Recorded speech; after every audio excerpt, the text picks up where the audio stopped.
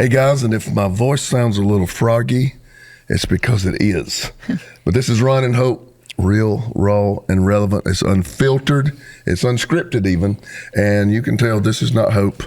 My better half is not with me. She's doing her Come Higher meeting. She's got two back-to-back in Orlando. She's in Orlando for a couple of weeks. So I'm actually bacheloring it and eating a lot of meal prep meals and everything else.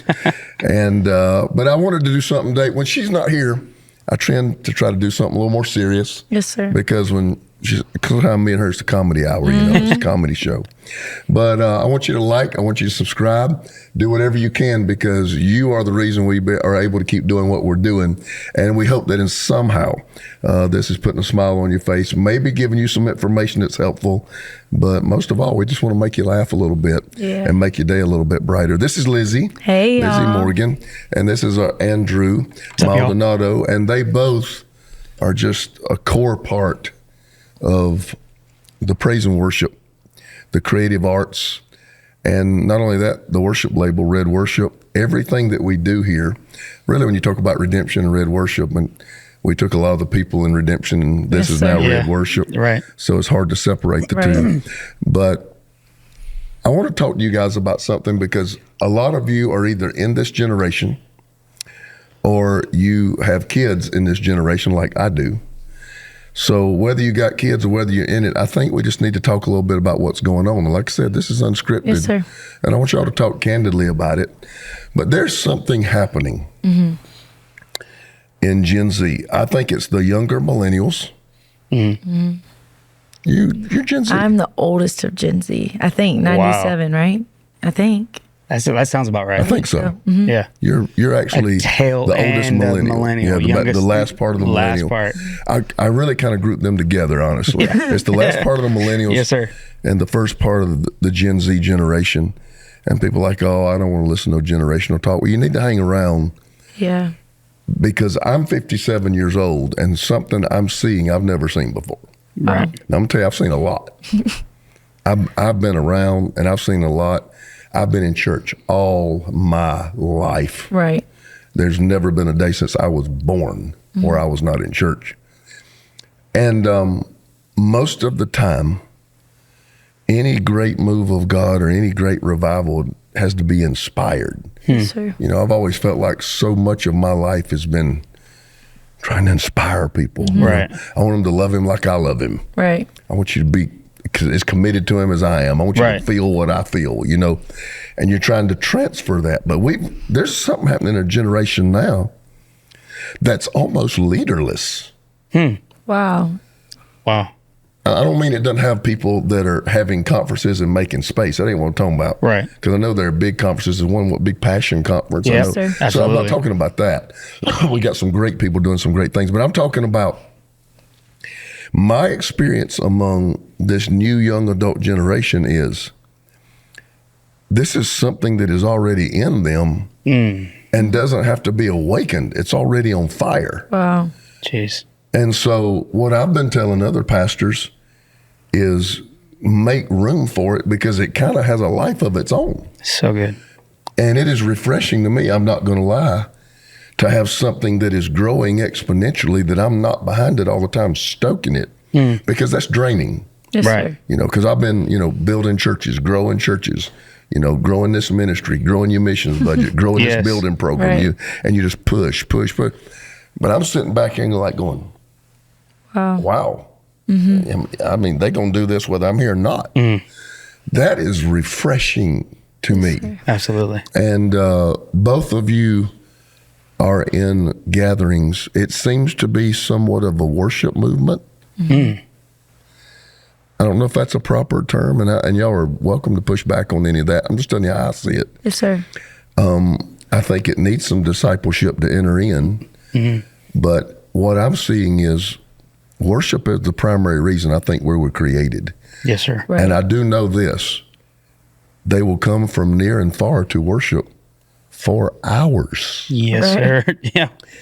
And I've never seen anything like that. Right. We'll talk about Red Worship and how it may play a part in creating a sound for that generation in a minute. But just y'all being a part of that generation and that move, what's going on? Just talk.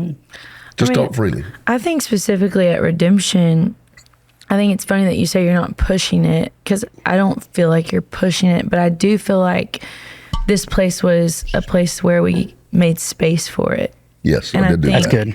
I think like it's not everywhere you go where a pastor's like, hey, for 2 hours, y'all can just worship and anything can happen. And I think it really started because there was... Now, I'm going to ask you questions. Why? Why would a pastor not want to...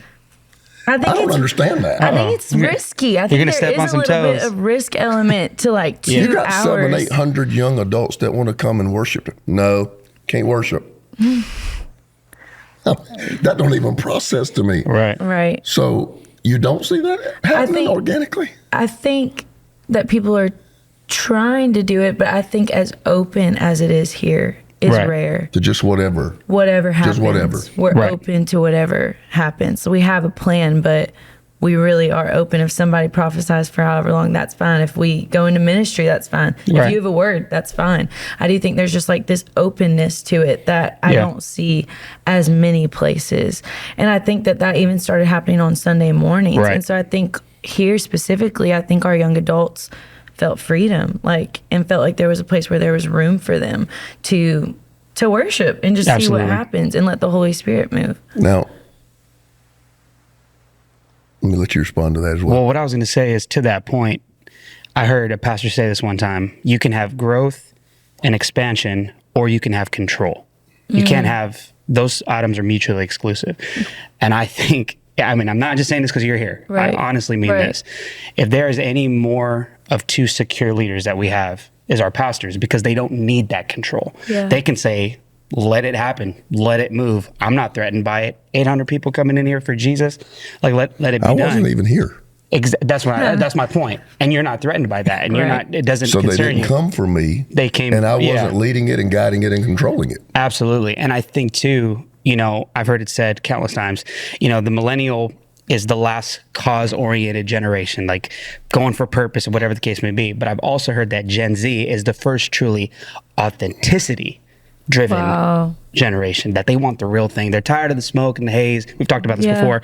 And I mean, we saw what we did as society. It was incredible. I mean, we're still probably at a loss for words for what took place in that room, but I think we can all agree they weren't coming to hear a certain song. That's where they I was weren't going. coming to Or a hear person, or a yeah. person or whatever the case may be. You know, they were really I think coming that's for what Jesus. I mean when I say leaderless. Exactly.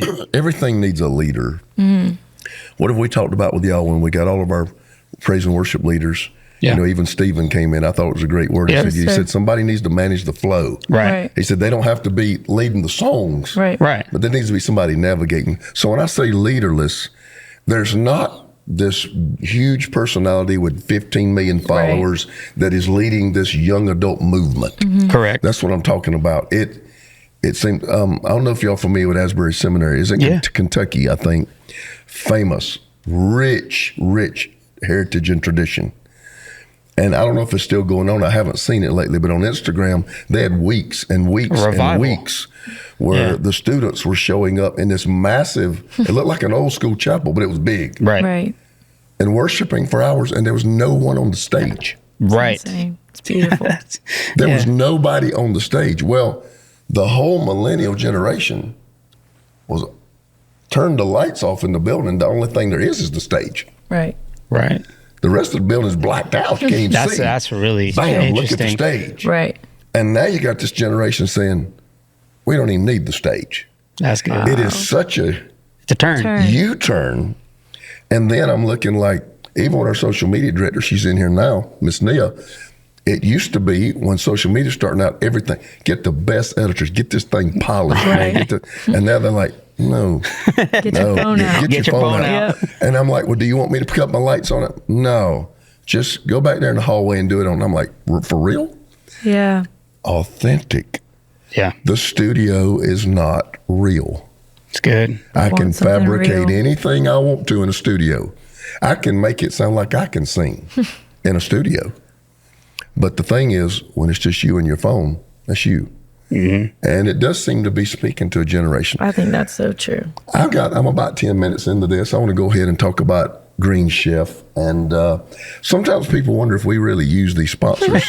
Come on We now. do. Yes, sir. We do. And that's why we can speak about them so passionately, because we actually participate with these products ourselves. But, I love summer. Something about it just makes you feel your best. So what better time to create healthy meal habits that last? What better time to get Green Chef, the #1 meal kit for clean eating? Green Chef makes it easy to spend less time in the kitchen, more time enjoying summer.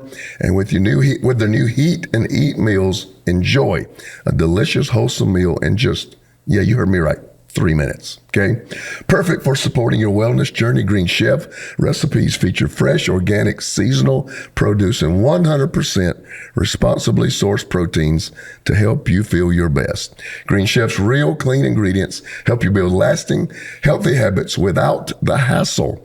Enjoy salads in just 5 minutes, protein-filled breakfast, nutrient-rich smoothies to fuel your day. Green Chef is ready to nurture your nutritional needs.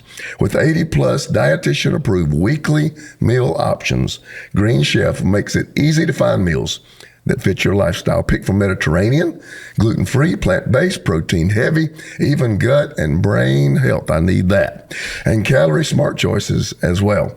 These recipes change every week, and week-to-week flexibility, you can adjust your plan to match your mood and your schedule, okay? Now, I made their chimichurri. I did it.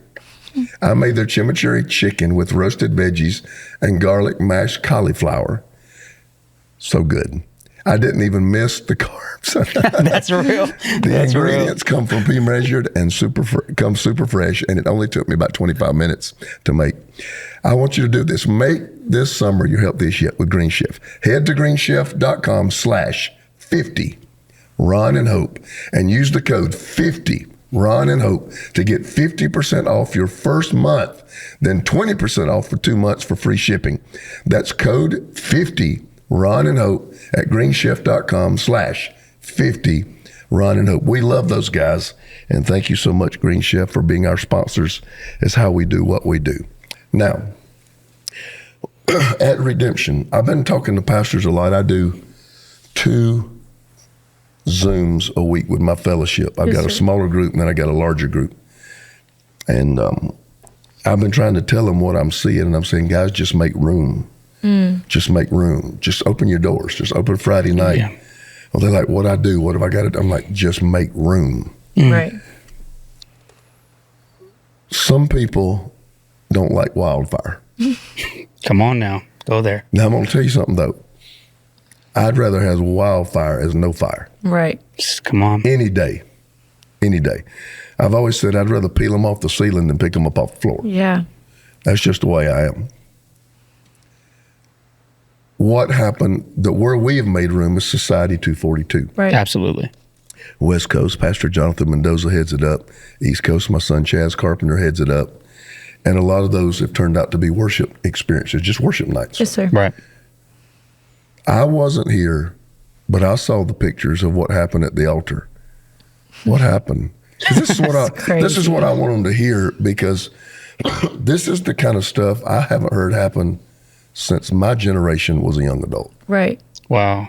And so when I heard it, I mean, it almost brought me to tears. I'm like, man, I have been waiting on that to begin to break out again. What happened?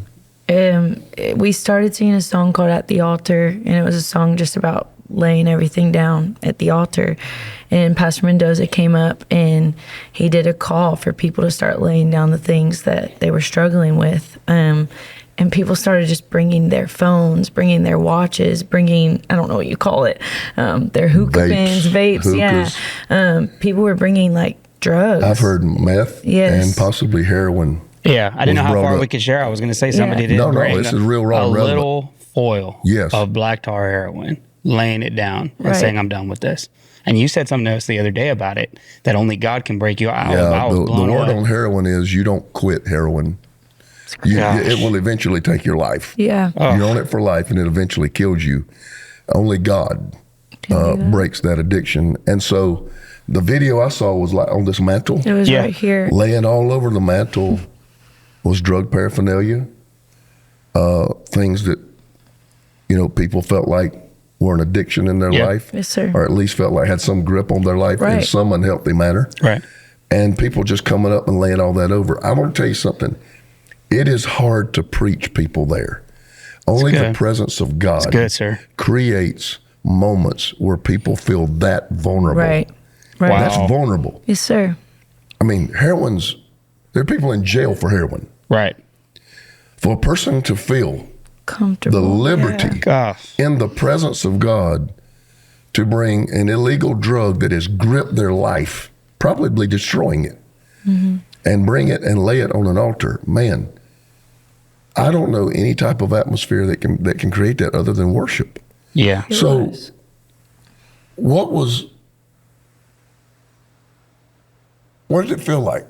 Was there like a real sense of God? Was it weeping and crying? Was it celebration? I think What's it was going on everything. when people would come up, and I think one guy said like 4 or 5 vapes he got out of it. Yeah, Just there one was- guy. There was and they one just dude. pull him out. It's funny. I was talking to him after it. He said he had such an uncontrollable addiction. He would hit all 4 at the same time. crazy. I mean, it blew my mind. But you're asking what it felt like, what it looked like.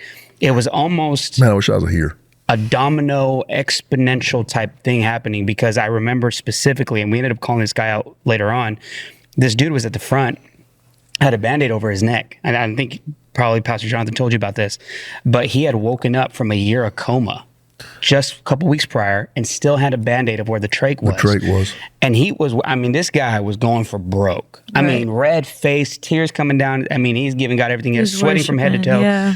But it seemed like what was happening around him was starting to permeate through the room. And that's why I'm saying I feel like it was almost like a domino There's so much effect happening, yeah. in different spots. And I was just like, See, you that's- can't, and it's hard to quantify. That's who I am right there. Right. Like a fireworks show. Yeah. Literally, just Like boom, boom, boom. this guy's getting delivered. These 2 people are getting saved. And then there was a baptism service Right. afterwards. There's Oh my God. baptismals, there's people At the same time. dancing. Like a it's fire. just It's everything. like Disneyland. I mean, Yeah. pick what circle you want to go in because God's doing so much in the room. Correct. And all we did was worship. So good. It's true. So good. There's something to be learned from that. Right. Something to be learned. Yes, sir. You weren't a church guy. No, sir. Okay, you are definitely a church girl. You don't have to answer this my way. What was the thing that affected you most in church as you were coming up? Was it worship? Was it altar calls? Was it preaching? What affected you most? Okay, you're no longer under your mom and dad's roof, but you're still in it. Okay, well, something got in you young. Yes, sir. What was it? It was definitely worship. Definitely worship. Because I think that was the thing that I felt first. It was the time that I felt the presence of the Lord, I think, as a little girl. And then I think it also was the thing that I could take home with me. And so it was the thing that I could use outside of just It's the 4 walls of transferable. a building. Like I could remember the feeling in church and how I felt peace or whatever the feeling was. And when I needed that at home, I could take that and use it at my house. And I think that was just the time that I really remember feeling the presence of the Lord. And then I think like ministry time. When, I'm coming to you with the same question, but I will go, when did you know worship's going to be my life? Honestly, I think like it's funny because you block out so much as a kid, but I just started remembering this story about when I was a little girl and my parents, obviously my dad had a drug addiction and stuff. And so my dad would come in and out of the house a lot when we were younger. And I remember my dad had come home really high one night and I was probably 6 years old and I only knew one worship song. And I remember grabbing my little brother and sitting in the corner of the house because my parents were just screaming. And I started singing this one worship song that I knew. And I remember the peace that came over me. And I remember holding my little brother and singing a song called I've Been Through a Storm and the Rain, but I made it. I didn't know what I was singing. Gosh. But 6 years old.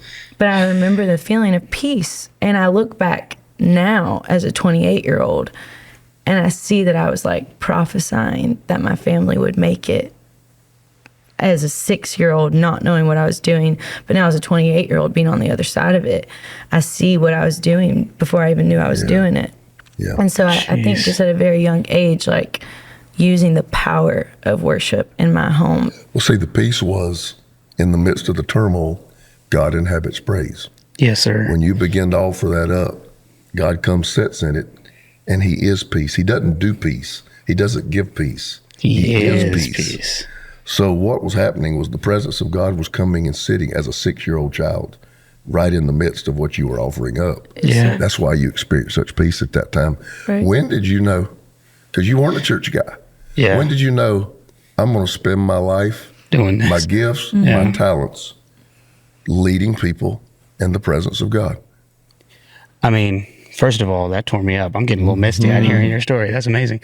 I think for me, it was different ways. You know, I grew up, even though I wasn't active in church, my parents aren't pastors or worship leaders or anything, but my aunts had a singing group when I was a kid, and they would sing old country western praise and worship music. They would do prison ministry, and they'd go up and down singing in prisons. So I always knew there was Christian music, but I never experienced worship. I never experienced praise.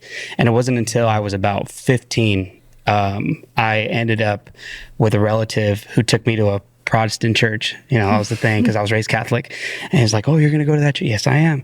You know, I went and I experienced the presence of God for the first time. Angelus Temple Hispanic in Los Angeles, California. I always tell everybody the Dream Center is the other side of it, Hispanic church. And it was one of those things where I remember feeling, I told my uncle, I said, it feels like electricity. Wow. I said, it feels like electricity. I remember my body shaking, and I had never felt that before. And it was a time where my dad was in prison. So I was in that, you know, looking for the father figure and all that stuff. And it was like, I was like, if this is real, I want more of it. And I knew that I wasn't going to just be a church, like I wasn't going to keep coming to see it. I wanted to be a part of it. And I'll never forget, because I said, can I play? Because I was already playing guitar. I said, can I play with them? And they said, you need to be faithful in church first. And I said, well, if I got to be faithful, what the, you know, I always want to serve the Lord.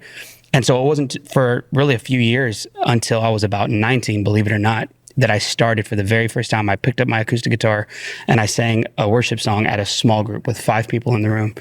And I remember in that moment, it was a little old lady that was worshiping, and I'm watching this happen as I'm singing this song, and she's just weeping. And I felt like the Lord say, you're doing this in a room full of 5, but I'm going to take you to the nations. Wow. And I knew in that moment in Chico, California, of all places, I was like, I knew God was going to do something pretty crazy. And that's really what did it for me, at 19 years old. Crazy. Yeah. What's your greatest sense of satisfaction? When you go into a room like this Sunday and you got balconies filled with people and they've all gathered in church, when you leave the stage, what makes you feel? And what makes you feel, yes? What is it? I feel like it's... I'm asking you hard questions. Yeah, we're going there. I mean, if I'm honest, because when you lead worship this much, there are times you walk off the stage and you're like, I feel like I missed the mark. Oh my God, Yeah. it's an awful feeling. Our first question is, how did that go? Yeah. I battle it. It takes me a day. Right. I know when something was supposed to happen and I didn't take it there. Right. And it works on me. Yes, sir. And anybody who has a real conscience before God and your greatest desire is to please God, when you feel like you haven't reached that, it bothers hard, you. Right. And so I'm that way. I just want to, I think for me, of course, getting saved, but seeing the light, I'm a kingdom guy. Right. And I'm like, if anybody can get the kingdom, their life's going to change forever. Yes, sir. So when I look out there and I see that light come on, oh man. That's right. Oh man, that's my fuel right there. Sunday second service, y'all were up there 52 minutes. Did you walk off, or did you walk off, crap? Sunday had a lot going on. Sunday did have a lot going on. But I feel like I did what I was supposed to do when I forget about myself. And I feel like people are being touched by the presence of the Lord. I think one thing that I've had to remember is that because we lead in such a big building, sometimes you only see so many people and you can't see the people that are being ministered to and how they're being touched. And so that's helped me. You can only see so far. You can't so many tell what's happening. Yeah. But I do think, I feel like I know when it's very evident that the Holy Spirit's in the room. And I think when I see that people are being touched by that, I feel like we did our job. You did your win. Right. Yeah. What's your win? I mean, of course, very, very similar. I think, we lead together so much. It's that, I think you asked, how do we know? truthfully, sometimes where we walk off the platform and we go back into the green room, and there's kind of like we don't need to ask each other what you think, how'd you feel. There's a sense of peace and assurance to know, like, yeah, we did our part. God did what he wanted to do. And again, we have set lists. We do the whole thing. We rehearse. We run through whatever the case may be. But I mean, 2 Sundays ago, we played one song in the set list and flowed for another hour and 15. And that happens to Lizzie and I all the time. And this is what I caution people: we don't flow for the sake of flowing. We don't do it because it has to be done. We do it because that's what God's doing. And I think that's when we know if God was left in charge and we just did our part, that's how we know we won. That's how we know it was a good day. Because other than that, there have been moments where we're trying and we're driving, especially like when we do new music, because we do, with Red all the time, we're doing new songs. We'll hang our heads down a little bit. We're like, they didn't sing, but I mean, it's just one of those things to where we do our part and allow the Lord to do the rest. Yeah. Let me ask you another question. It's turned into an interview. Oh. But as a 57-year-old, I want insight into how your generation thinks, because yes, sir. I'm trying to be relevant to them. My preaching and my ministry is an overflow of my devotional life. To me, I've heard people say you need to keep that separate. You got your devotional life, then you got your study time to prepare for the people. What I'm learning, what I'm hearing from God for Ron is what I'm preaching. Right. Absolutely. That's just the way I work. Yes, sir. So when God shows me something and I get excited, I want everybody to know. Right. And so I go to work preparing that to communicate it in a way in which the people can get it. Do y'all worship when you're alone? Do you worship so much on the stage? And answer it honestly, that you're like, or, do you ever have times where you get caught up at home? Does it work the same way with the worship leaders? It does a pastor? What happens on the stage is an overflow of what's happening in your personal life? I think so, for sure. Absolutely. Because I think you get moments, do you get caught up at home when nobody's around? Oh, absolutely. I think I have to, because I think that's how I keep the fire going. The passion. Yeah, the passion. And I need to get poured back into. And I think I do a lot of that at home. But also, I'm always open to whatever I need to do to shift gears, because there are seasons where I do feel like I can't listen to music as much because we're learning so much music, and in those seasons I'll listen to more word, and so I'll shift gears depending on what. There are things naturally that happen, just we're learning music all the time, so sometimes I will just play an instrumental track and not listen. See, the danger is when worship is what you do, right? Do you still want to worship? Right. Right. Does that make sense? And and I think that's a conscious effort. And you've talked to us about that from the very beginning. One of my first Sundays here in 2019, you preached on out of the abundance of the heart, the mouth speaks. Right. If something's going on around you, it's because it's going on in you. And if we can be intentional about filling up outside of here, we are then changing what's in us. So naturally, good is going to come out of us. And I think that to Lizzie's point, I mean, after society confession, me and my wife drove home. No music. Yeah, and silence. And she asked me a couple of times, well, how'd you feel? And I said, good. That's it? Yeah. Because it was, there was a degree of, yes, we pushed and we went there, whatever the case may be. But in that moment, that silence filled me back up. That sense of okay, we're coming back to zero, But yeah, I mean, it happens a lot when I'm alone.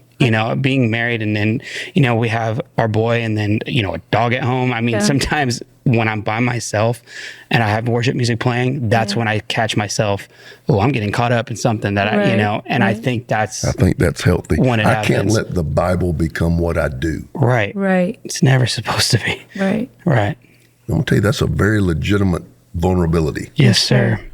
200-300 times a year. Yes, sir. 3.5 decades. Right. So what do you do? This Bible, this is my job. That's hard. That's definitely hard. Yeah. You'll turn on. So worship is what y'all do. And listen, it's your gift. You know how to turn the switch on. You know how to engage that gift. Yes, sir. But to me, it only has real effect publicly if it's real privately. Exactly. So good. And I will sit with my Bible with tears falling on the pages. Come on, When Pastor. there ain't nobody there Come on. but me. Yes, sir. And that's why I can preach it with tears in my eyes when I stand up in front of everybody on Sunday. It's real. And if you ever lose that, I think you're in big, big trouble. I can tell the artist that have been doing it a long time, Oof. and it's become what they do. You can feel it. And I sir. don't judge them because I know the tendency. If you do it all the time, It's like you have to fight it. exactly, you have to, it can lose its meaning, it can lose its passion, and you're no longer operating out of a sense of glory and mantle and anointing. good. This is what I do. Right. This is how I make a living. No. That's so know. scary. It's so scary. Yeah, but So scary. it is that constant vulnerability that I have to guard against. And I can't tell you, there haven't been some times where I was so tired I just showed up. Seasons. Yeah. You know, I'm not going to be hypocritical. There's some times where after, preach 7 times in 3 days, Right. Hard. and I get to that, fourth day and I'm like, oh, what do y'all want me to say? Yeah. You just like that. It's real. Usually when I get like that, I'm like, okay, I got to go home. Right. I got to go home. I got to find my love and my passion for what I do again. Right. Because there's an inequity on the level you're giving out versus you're pouring in. So good. Yes, sir. And if you keep going to an ATM machine and pulling money out, but you never make deposits, it's going to say account empty. Exactly. Right. And sometimes I'm hearing an empty vessel. Right. And what it means is they poured and poured and poured, but they haven't been poured into. It's just Very something real. that you've got to fight. Yes, sir. Well, I usually don't like for these to last much longer than about a half hour. I'm not Joe Rogan. I can't talk 3.5 hours. And I do about a half hour. But anyway, I would just, those of you out there who got children or you are in this age group, or those of you who may be pastors that listen to me, make room. Yeah. Yeah. I'm not talking about create a budget. I'm not talking about go hire staff. I'm not talking about that. Right. Just make space. Just make space. There's something I think that God has put in the heart of a generation that has its own inspiration and motivation. And it just needs, sometimes you just need to get out of the way. Right. And yeah, it's going to be some wildfire. Yes, sir. Yeah, there's going to be some stuff happening, but so what? Let So it be what? done. And turn this generation loose, because what I'm seeing is the more I turn this generation loose to just approach God the way they want to, the more my building is filling up. Wow. Yes, sir. Yeah. So for the first time, I don't feel like I'm having to be a church builder. Yes, sir. They're out here saying, come to my church. Right. This is what we do here. You're a Exactly. There's facilitator. room for us here. Yeah. They don't try to control. They don't put us in a box here. We can turn our passion loose here. Right. Sir. And that's what I want to be. I appreciate you guys coming out here. Oh, it was a Appreciate joy. you. Thank you for I know having you're us. not as fun to talk to as Hope. I know. Hey, we do. We know. try our best. So anyway, sorry I sound so froggy, guys. I'm a little bit hoarse and just fighting a little bit of the crud. So forgive me if it hasn't been pleasant listening to that. But I love you guys. I appreciate it so much. Again, subscribe. Hit the subscribe button. And so no matter what your platform is that is your favorite, tell somebody about us, because every once in a while we do say something important. Yes, And sir. we do say something funny, and I want you to be a part of it. And until next time, with Lizzie and Andrew, it's Ron and Hope, Unfiltered, Real, Raw, and Relevant. I really appreciate you guys. We'll see you soon.